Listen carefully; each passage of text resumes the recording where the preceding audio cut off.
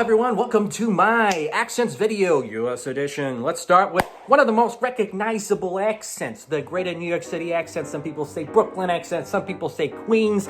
Doesn't matter, you could be a Jersey boy. Like Boston, they drop their ass, but it's subtler. They enunciate the consonants. And the distinctive feature is that extra vowel sound, or, as in Long Island. But there's different intonations based on who you mess with, and maybe you have more of an Italian thing going on for you, or you've got a Jewish intonation where the voice is up here. We need to provide free mental health care to all Trump supporters. And we can do this by taxing Donald J. Trump at 200%. Let's take a trip to Boston, where your intonation seems to ride high, you drop your eyes harder, and you park your car in Harvard Yard, and you sound like John F. Kennedy. Ask not what your country can do for you, ask what you can do for your country.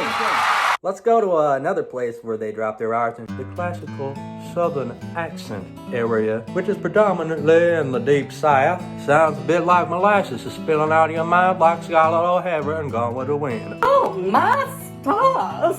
This accent is dying out because only 10% of Southerners even have this accent anymore. The remaining 90% pronounce their R's, may talk a little bit faster. I did not have sexual relations with that woman, Miss Lewinsky. Well, I'm gonna take my horse to the old town road. I'm gonna ride until I can't no more. But they still have that drawl. What's a drawl, you say? Why say a word with one syllable when you can say it with two? I went down to Kentucky, went down to Mammoth Cave, and the park ranger pointed to where the attraction was and said, "It's over there." Two syllables for a one-syllable word. Pardon the interruption, but let's head over to the San Fernando Valley of California to see how the other rich half lives. Oh, God. Whole job interview here, you've been like really hostile with these questions. Like, Have you ever been to college? like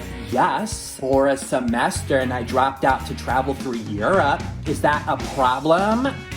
I'm about to cry because you're giving me so much anxiety right now. You don't make a rich girl cry because then she can turn anyone she wants into a poor person, okay? I'm gonna sue your ass because I have a lawyer who specializes in civil rights and anxiety-related incidents, okay? So please do not test me. You might be thinking, oh, geez, where's the general American accent? Let's head up to the Midwest, see what we find. In fact, this southern strip of the Midwest where it sounds pretty standard. Tom Brokaw with the Evening News is originally from Nebraska. Lululemon.